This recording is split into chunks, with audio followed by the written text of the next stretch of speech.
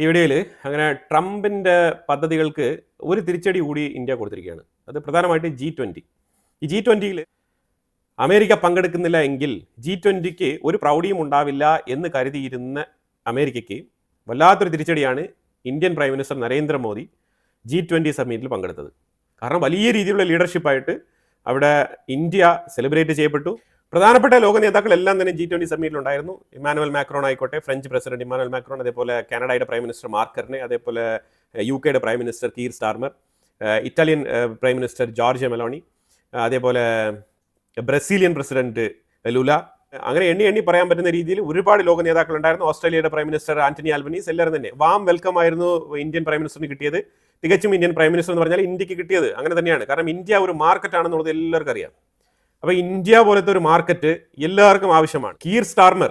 കീർ സ്റ്റാർമറിനൊക്കെ കൊടുത്ത തിരിച്ചടി, ഇന്ത്യ കൊടുത്ത തിരിച്ചടി എന്ന് പറഞ്ഞാൽ ചില്ലറയല്ല. അതിൽ നിന്നും കീർ സ്റ്റാർമർ ശരിക്കും ഇന്ത്യ വിസിറ്റ് ചെയ്യുകയും ഫ്രീ ട്രേഡ് എഗ്രിമെന്റുമായിട്ട് ബന്ധപ്പെട്ട ചർച്ചകൾ മുന്നോട്ട് കൊണ്ടുപോവുകയും പിന്നീട് അതിൽ നിന്നും ഒന്ന് ബാക്കൗട്ട് അടിക്കാൻ ശ്രമിച്ച സമയത്ത് ഇന്ത്യ കൊടുത്തൊരു മുട്ടൻ പണി, ആ പണിയൊക്കെ കൃത്യമായിട്ട് മനസ്സിലാക്കിക്കൊണ്ട് കീർ സ്റ്റാർമറൊക്കെ ഇത്തവണ നല്ല രീതിയിൽ പത്തി താഴ്ത്തി വളരെ ഭവ്യതയോടുകൂടി തന്നെയാണ് ഇന്ത്യയുമായിട്ട് പെരുമാറിയത് എന്ന് നമുക്ക് പറയേണ്ടി വരും. ആ രീതിയിൽ പല രീതിയിലുള്ള എഗ്രിമെന്റുകൾ, പ്രത്യേകിച്ചും ഇൻഫർമേഷൻ ടെക്നോളജി ഷെയറിംഗ് മേഖലയിൽ ഓസ്ട്രേലിയ, കാനഡ, ഇന്ത്യ മൂന്നുപേരും കൂടി ചേർന്നിട്ട് ഒരു സെപ്പറേറ്റ് കമ്മിറ്റി തന്നെ രൂപീകരിച്ചിട്ടുണ്ട്.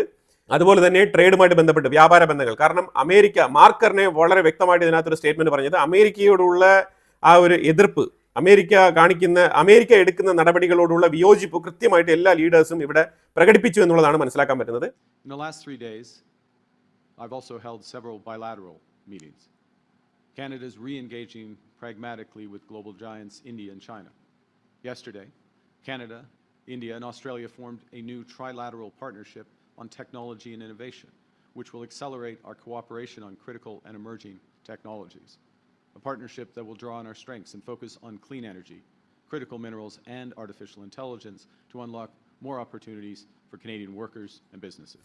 അപ്പോൾ ഇതിനകത്ത് അമേരിക്ക കാണിച്ച ഒരു മണ്ടത്തരമാണ്. അറ്റ്ലീസ്റ്റ് അവർ ഈ മീറ്റിംഗ് പങ്കെടുക്കണമായിരുന്നു. പക്ഷെ അത് പങ്കെടുക്കാതെ പോയത് വല്ലാത്ത ബുദ്ധിമുട്ടാണ്. കാരണം പണ്ടത്തെ അമേരിക്കയാണ്. അമേരിക്ക പോയില്ലെങ്കിൽ അവിടെ ഒരു സെലിബ്രേഷനും നടക്കില്ല എന്നുള്ള രീതിയിലുണ്ടായിരുന്ന ആ ഒരു അവസ്ഥയ്ക്കൊക്കെ വല്ലാത്ത രീതിയിലുള്ള മാറ്റം വന്നിട്ടുണ്ട്. പക്ഷേ ഇതിപ്പം അമേരിക്കയ്ക്ക് ഒരു തിരിച്ചറിവായിട്ടുണ്ടാവും. നമ്മൾ ഇങ്ങനത്തെ വേദികൾ ഉപേക്ഷിക്കാൻ പാടില്ല എന്നുള്ള തിരിച്ചറിവിലേക്ക് ഈ G20 അമേരിക്കയെ കൊണ്ട് ചിന്തിപ്പിക്കുന്നുണ്ടാവും എന്നാണ് മനസ്സിലാക്കാൻ പറ്റുന്നത്. കാരണം അതിലുപരിയായിട്ട് നമുക്ക് മനസ്സിലാക്കാൻ പറ്റുന്നത് ഒരുപാട് എഗ്രിമെന്റുകൾ എല്ലാ രാജ്യങ്ങളുമായിട്ടും വ്യാപാര ബന്ധം സ്ഥാപിക്കാൻ വേണ്ടിയിട്ടുള്ള നടപടികളാണ് ഇന്ത്യ മുന്നോട്ട് വെച്ചിരുന്നത്. എല്ലാം ട്രേഡുമായിട്ട് ബന്ധപ്പെട്ട പ്രപ്പോസൽസ് ആണ്. പ്രത്യേകിച്ചും ഗ്ലോബൽ സൗത്ത് രാജ്യങ്ങളുമായിട്ട് ബന്ധപ്പെട്ട് ഒരു എക്കണോമിക് ടൈപ്പ് കൊണ്ടുവരണം എന്ന കാര്യത്തിൽ ഇന്ത്യക്ക് നല്ല ധാരണയുണ്ടായിരുന്നു. അതുമായിട്ട് തന്നെയാണ്, ആ ഒരു പ്ലാനുമായിട്ട് തന്നെയാണ് ഇന്ത്യ അങ്ങോട്ട് പോയത്. അതിലൊരു പരിധി വരെ നമ്മൾ സക്സസ് ആയിട്ടുണ്ട്. ട്രംപ് ഇച്ചിരി വിഷമത്തിലായിരിക്കും, പറഞ്ഞിട്ട് കാര്യമില്ല. കാരണം നമ്മളുടെ നാടിനെ നയിക്കേണ്ടത് നമ്മളുടെ കടമയാണ്. അപ്പോൾ അതുകൊണ്ട് ഇന്ത്യ എങ്ങനെ മുന്നോട്ട് പോകണമെന്ന് ചിന്തിക്കേണ്ടത് ഇന്ത്യയാണ്. അപ്പോൾ ഒരുപാട് പ്രഷർ ഇങ്ങനെ തന്നുകൊണ്ടിരിക്കുമ്പോഴേ ഇന്ത്യക്ക് അറിയാം എന്താണ് ചെയ്യേണ്ടതെന്നുള്ളത്. അപ്പോൾ ഒരു നല്ല സുഹൃത്ത് രാജ്യത്തിന്റെ സ്വഭാവമല്ല അമേരിക്ക നമ്മളോട് കാണിച്ചുകൊണ്ടിരിക്കുന്നത്. അപ്പോൾ അതുകൊണ്ട് തന്നെ നമ്മൾ അതിനെ മൈൻഡ് ചെയ്യേണ്ട ആവശ്യമില്ല. അമേരിക്ക എന്താണോ ഇന്ത്യയിൽ നിന്ന് പ്രതീക്ഷിക്കുന്നത് അത് അമേരിക്കയുമായിട്ട് ബന്ധപ്പെട്ട കാര്യങ്ങൾ മാത്രം ഇന്ത്യ ആ രീതിക്ക് ചെയ്തു കൊടുക്കും, അത്രേ ഉള്ളൂ. അല്ലാതെ മറ്റുള്ള ഇന്ത്യയുടെ ഇടപെടലുകളിലേക്ക് അമേരിക്ക ഇടപെടേണ്ടതില്ല എന്നുള്ള മെസ്സേജാണ് ഇപ്പോൾ കുറേ നാളുകൊണ്ടേ അമേരിക്കയ്ക്ക് ഇന്ത്യ പറഞ്ഞ് മനസ്സിലാക്കിക്കൊണ്ടിരിക്കുന്നത് ഡിപ്ലോമാറ്റിക് ലാംഗ്വേജ് വഴി.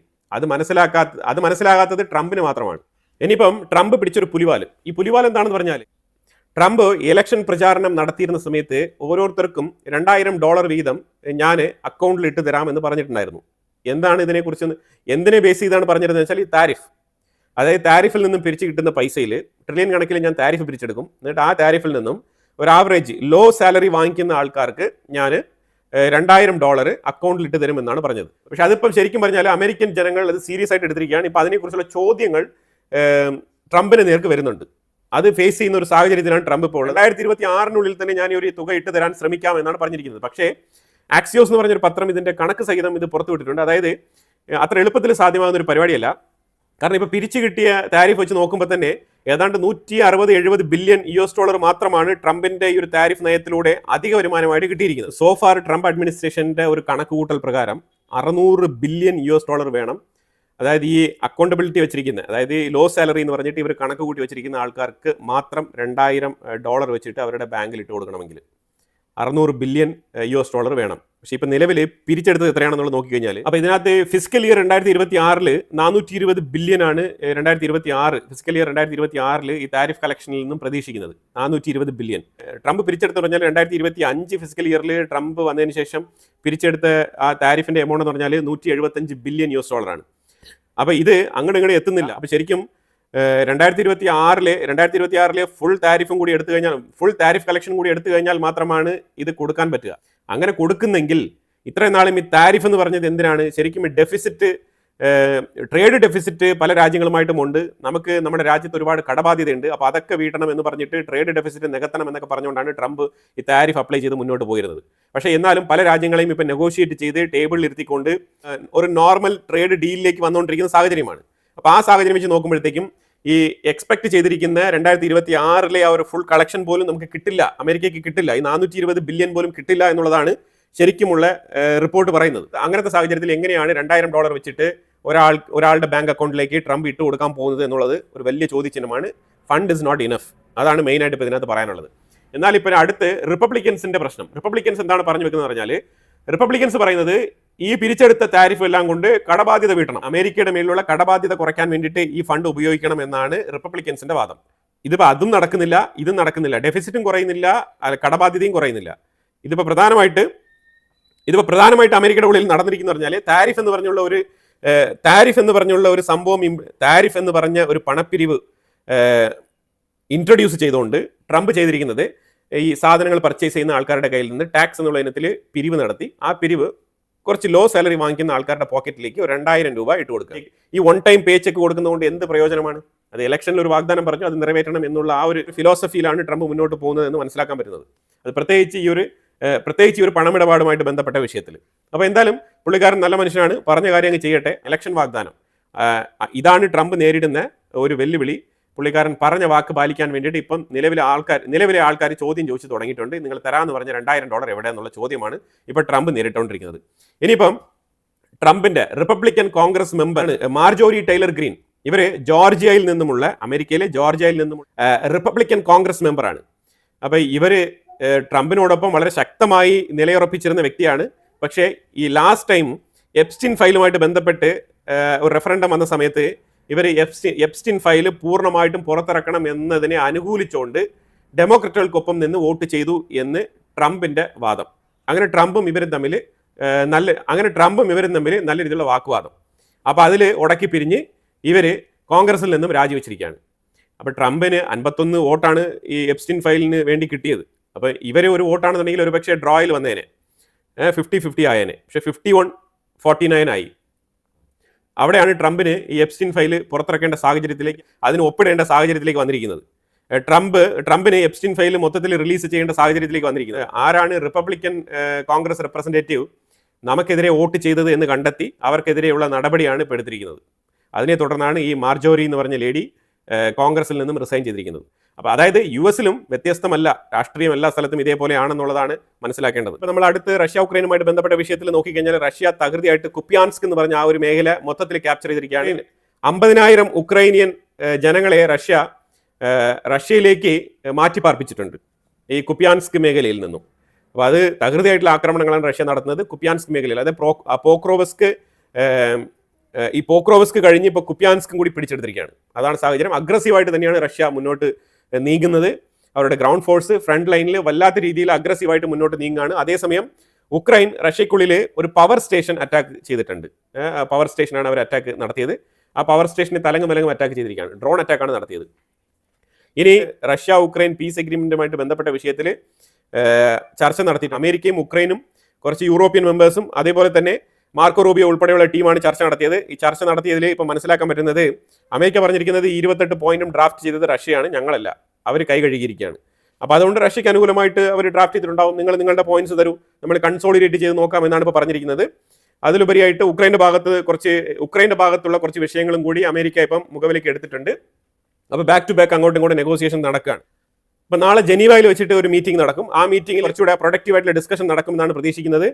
ഉക്രൈൻ്റെ സെലൻസ്കിയുടെ വളരെ വിശ്വസ്തനായിട്ടുള്ള ആ ഒരു 100 മില്യൻ്റെ കറപ്ഷൻ കേസുള്ള ഒരു വ്യക്തി ഉണ്ടല്ലോ, ഈ വ്യക്തി പങ്കെടുക്കുന്നുണ്ട്. അപ്പം ഇവരെല്ലാവരും കൂടി ചേർന്ന് തന്നെയാണ് തീരുമാനിക്കുന്നത്. ലിൻസി ഗ്രഹാം ഇന്ത്യക്കിട്ട് പണി തന്ന ഒരു ലിൻസി ഗ്രഹാം ഉണ്ടല്ലോ, ഇയാൾ പറഞ്ഞിരിക്കുന്നത് നിങ്ങൾ പോസിറ്റീവായിട്ട് ചിന്തിക്കൂ, ഈ പോയിന്റുകളൊക്കെ ഇഗ്നോർ ചെയ്തിട്ട് നിങ്ങൾ ഒരു ടേബിളിൽ ഇരുന്ന് ചർച്ച നടത്തിയിട്ട് ഇതെങ്ങനെയെങ്കിലും ഒന്ന് ഒത്തുതീർപ്പാക്കാൻ ശ്രമിക്കൂ എന്നുള്ള രീതിയിലുള്ള അഡ്വൈസ് ഒക്കെയാണ് കൊടുത്തിരിക്കുന്നത്. അഡ്വൈസ് ഒക്കെ കൊള്ളാം, പക്ഷേ ഇത് നടക്കണം. സെലൻസ്കി ഉൾപ്പെടെയുള്ള യൂറോപ്യൻ യൂണിയൻ ഇത് അംഗീകരിക്കണം. യൂറോപ്യൻസ് ആണെങ്കിൽ പറയുന്നത് ഞങ്ങളെ ഒഴിവാക്കിക്കൊണ്ടുള്ള ഒരു ഡിസ്കഷനും സാധ്യമല്ല, ഞങ്ങളെ എല്ലാ ഡിസ്കഷനിലും ഉൾപ്പെടുത്തണമെന്നാണ് യൂറോപ്പിന്റെ ഡിമാൻഡ്. അപ്പോൾ അതിനൊക്കെ അനുസരിച്ച് തന്നെയാണ് ഇപ്പോൾ അതിനൊക്കെ വഴങ്ങി തന്നെയാണ് US മുന്നോട്ട് പോകുന്നത്. ഞാൻ പറഞ്ഞല്ലോ ഞാൻ ഇന്നലെ പറഞ്ഞല്ലോ US ശരിക്കും ഹെൽപ്ലെസ് ആണ്. അവർക്ക് എന്ത് ചെയ്യണം എന്നറിയത്തില്ല. അവർക്ക് യൂറോപ്പിന്റെ ബിസിനസ്സും വേണം, ഉക്രൈൻ്റെ ബിസിനസ്സും വേണം, റഷ്യയുടെ ബിസിനസ്സും വേണം. അപ്പോൾ അതുകൊണ്ട് അവർ അങ്ങോട്ടും ഇങ്ങോട്ടും എവിടെ വീണാലും ഓക്കെ എന്നുള്ള രീതിയിൽ അങ്ങോട്ടും ഇങ്ങോട്ടും തിരിഞ്ഞു മറിഞ്ഞ് നിൽക്കുകയാണ്. ചർച്ചകളൊക്കെ നടത്തുന്നുണ്ട്, പക്ഷേ പ്രൊഡക്റ്റീവ് ആവുന്നില്ല എന്നുള്ളതാണ് മനസ്സിലാക്കേണ്ടത്. റിസൾട്ട് കിട്ടുന്നില്ല. അപ്പോൾ എന്തായാലും നാളത്തെ ചർച്ച കഴിഞ്ഞിട്ട് നമുക്ക് ഒന്നുകൂടെ നോക്കാം എന്താണ് ഇവർ തമ്മിലുള്ള ആ ഒരു ധാരണ എന്നുള്ളത്. ട്രംപ് വലിയ രീതിയിൽ ഒരു വലിയ പാരാഗ്രാഫ് എഴുതിയിട്ടിട്ടുണ്ടായിരുന്നു ട്രൂത്ത് സോഷ്യൽ മീഡിയ പ്ലാറ്റ്ഫോമിൽ. അതിനകത്ത് ഫുള്ള് പറഞ്ഞിരിക്കുന്നത് ഇനി ഈ ഒരു യുദ്ധം തുടരാൻ ഞാൻ അനുവദിക്കില്ല എന്നുള്ള രീതിയിലൊക്കെ വളരെ ഹാർഡായിട്ടാണ് എഴുതിയിരിക്കുന്നത്. പക്ഷേ എഴുത്ത് പോലെയല്ല കാര്യം. കാരണം ട്രംപ് ആദ്യം വന്ന സമയത്ത് എന്താണ് പറഞ്ഞിരുന്നത് പറഞ്ഞാൽ, ഇലക്ഷൻ വിജയിച്ച് വീട്ടിലിരുന്ന ഒരു 1 month ഗ്യാപ്പ് ഉണ്ടല്ലോ, ആ ഗ്യാപ്പിൽ തന്നെ പറഞ്ഞിരുന്നത് എന്തൊക്കെയാണെന്ന് പറഞ്ഞാൽ യൂറോപ്പിനെ എതിർത്ത് സംസാരിച്ചിരുന്നു, നാറ്റോയെ എതിർത്ത് സംസാരിച്ചിരുന്നു, റഷ്യ എടുത്ത് എണ്ണ വാങ്ങിക്കുന്നു, അവരുടെ എനർജി യൂസ് ചെയ്തുകൊണ്ട് പിന്നെ അവർക്കെതിരെ യുദ്ധം നടത്തുന്ന യൂറോപ്പ് എന്നൊക്കെ വിമർശിച്ചിട്ടുണ്ടായിരുന്നു. ഞാനുണ്ടെങ്കിൽ ഈ ഒരു യുദ്ധം നടക്കില്ല, സ്ലീപ്പി ഫേസ് എന്നുള്ള രീതിയിൽ ജോ ബൈഡനെയൊക്കെ അപമാനിച്ചുകൊണ്ടാണ് പുള്ളിക്കാരൻ വന്ന് ഞാൻ ഒരാഴ്ചയ്ക്കുള്ളിൽ ഞാൻ യുദ്ധം അവസാനിപ്പിക്കും എന്നൊക്കെ പറഞ്ഞുകൊണ്ടാണ് വന്നത്. പക്ഷേ ഇപ്പം ഓൾമോസ്റ്റ് 1 year ആവാൻ പോവാണ്. ഇതുവരെ ട്രംപിനെ കൊണ്ടുപോലും ഈ യുദ്ധം അവസാനിപ്പിക്കാൻ കഴിഞ്ഞിട്ടില്ല. അതിലുപരിയായിട്ട് ജോ ബൈഡനേക്കാളും ട്രംപിന് പുടിനുമായിട്ട് നേരിട്ടുള്ള ബന്ധമുണ്ട്, എന്നിട്ടും സാധിച്ചിട്ടില്ല എന്നുള്ളതാണ് ഒരു പരാജയം. ജോ ബൈഡനേക്കാളും തികഞ്ഞ പരാജയമായിട്ട് മുന്നോട്ട് പോവാണ് ട്രംപ് റഷ്യ ഉക്രൈൻ വിഷയത്തിൽ.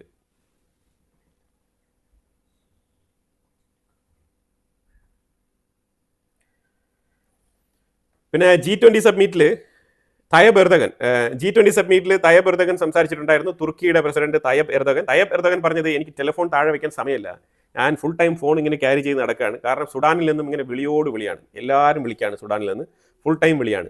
അത് സുഡാനിൽ UAEയുടെ ഇൻഫ്ലുവൻസ് ആണ് അവിടെ ഉള്ളത്. അപ്പോൾ അവിടെ എങ്ങനെയെങ്കിലും കയറി പറ്റാൻ വേണ്ടിയിട്ട് എർദോഗൻ കിടന്ന് ശ്രമിക്കുന്നതാണ്. അതാണ് നമുക്കിപ്പോൾ കാണാൻ കഴിഞ്ഞത്. UAEയുടെ റെപ്രസെൻറ്റേറ്റീവ് അതേ G20 സ്റ്റേജിൽ തന്നെ ഉണ്ടായിരുന്നു, പക്ഷെ പുള്ളി അതിനെക്കുറിച്ച് ഒന്നും മിണ്ടാൻ പോയില്ല. കാരണം അവരൊക്കെ മേസനറീസ് എന്ന് പറഞ്ഞ ഒരു ടീമുമായിട്ട് ബന്ധപ്പെട്ടാണ് അവിടെയൊക്കെ നടത്തുന്നത്. ഒരിക്കലും ഡയറക്റ്റായിട്ട് അവിടെ ഇവർ പോയി ഇടപെടാറില്ല. UAEക്കൊക്കെ തലയ്ക്കകത്ത് ആൾതാമസമുണ്ട്. അവർ ചെയ്യുന്നത് എന്താണെന്ന് അവർക്ക് വ്യക്തമായിട്ട് അറിയാം. അതനുസരിച്ചാണ് അവർ മുന്നോട്ട് പോകുന്നത്. പക്ഷേ തയ്യബ് എർദഗൻ ഓപ്പണായിട്ട് അതിനെ ക്രിട്ടിസൈസ് ചെയ്തു. പക്ഷേ സുഡാൻ്റെ അവസ്ഥയും പരിതാപകരമാണ്. പക്ഷേ അതേസമയം നൈജീരിയയിൽ വീണ്ടും ടീച്ചേഴ്സ് ഉൾപ്പെടെയുള്ള 300 പേരിലധികം ആൾക്കാരെയാണ് തീവ്രവാദികൾ കടത്തിക്കൊണ്ട് പോയിരിക്കുന്നത്. ആ ക്രിസ്ത്യൻ കമ്മ്യൂണിറ്റിയുമായിട്ട് ബന്ധപ്പെട്ട ജനസൈഡ് നൈജീരിയയിൽ തുടരുകയാണ്. അതും ഒരു ദുരന്തമായി തന്നെ മുന്നോട്ട് പോകുന്നത്. പക്ഷേ അതിനെക്കുറിച്ചൊന്നും തയ്യബ് എർദഗന് ഒരു അക്ഷരം പോലും മിണ്ടാട്ടമില്ല എന്നുള്ളതാണ്. കാരണം അതൊക്കെ അവർക്ക് വേണ്ടി അവർ ചെയ്യുന്ന കാര്യം. ഇവിടെ തയ്യബ് എർദഗന് ഒരു റോളും ഇല്ല എന്നുള്ളതാണ്. പക്ഷേ അതേസമയം ജോർജിയ മെലോണി, ഇറ്റലിയുടെ പ്രധാനമന്ത്രി ജോർജിയ മെലോണി, ഉക്രൈനിൽ റഷ്യ വളരെ അഗ്രസീവായിട്ട് പെരുമാറുന്നുണ്ട്, റഷ്യയുടെ അഗ്രഷൻ കുറയ്ക്കാൻ വേണ്ടിയിട്ട് ലോകരാജ്യങ്ങളെല്ലാം തന്നെ, അതായത് G20യിലുള്ള മെമ്പർ രാജ്യങ്ങളെല്ലാം തന്നെ സഹകരിക്കണം, റഷ്യയുടെ അഗ്രഷനെതിരെയുള്ള നിലപാട് സ്വീകരിക്കണം എന്നൊക്കെ പറഞ്ഞിട്ട് ജോർജിയ മെലോണി അവരുടെ പാർട്ടി അവർ സംസാരിച്ചിട്ടുണ്ട്. പക്ഷെ അതിലൊന്നും കാര്യമില്ല. ഇതൊന്നും ഈ യുദ്ധവുമായിട്ട് ബന്ധപ്പെട്ട് G20ക്ക് യാതൊരുവിധ പ്രശ്നങ്ങളുമില്ല. അവരെല്ലാവരും അവരവരുടെ കാര്യങ്ങൾ സംസാരിച്ചു, അവർ മടങ്ങുന്നു, അത്രയേ ഉള്ളൂ. G20 പ്രധാനമായിട്ടും ഗ്ലോബൽ സൗത്താണ് ഇത്തവണ, ആഫ്രിക്കൻ രാജ്യങ്ങൾക്കാണ് ഇത്തവണ ഏറ്റവും കൂടുതൽ പ്രാധാന്യം കിട്ടിയത്. അവരുമായിട്ട് വ്യാപാരം ചെയ്യാനുള്ള കരാറുകളാണ് ഏറ്റവും കൂടുതൽ ഇന്ത്യ സ്വന്തമാക്കിയിരിക്കുന്നത്. അപ്പോൾ എന്തായാലും ഇതിനെക്കുറിച്ചുള്ള കൂടുതൽ വിവരങ്ങൾ വരും ദിവസങ്ങളിൽ പുറത്തു വരും. എന്തായാലും കുറേ ഇൻഫോർമേറ്റീവ് ആയിട്ടുള്ള വിഷയങ്ങളാണ് നമ്മൾ വീഡിയോയിൽ പങ്കുവച്ചത്. ഇതിനെക്കുറിച്ചുള്ള അഭിപ്രായങ്ങൾ കമന്റ് ബോക്സിൽ രേഖപ്പെടുത്തുക. കൂടുതൽ വാർത്തകളുമായിട്ട് അടുത്ത വീഡിയോയിൽ വരാം. Thank you so much.